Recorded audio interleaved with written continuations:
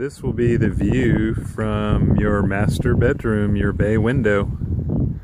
Probably be up a little higher than this once it's poured, but gives you a pretty good feel. Looking back over, seeing the plumbing that's roughed in, getting close to coming back in and wrapping all this up.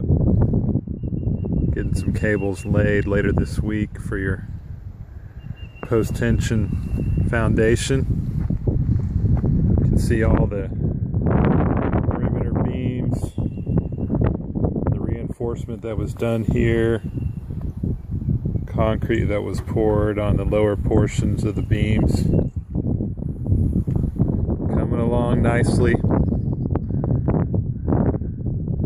No deck yet. I'm sure Jeff will be disappointed about that, but we'll get it on there eventually. We'll keep you posted.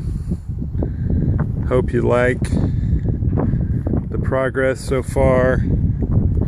Had a few delays on some inspections for the plumbing with the water district,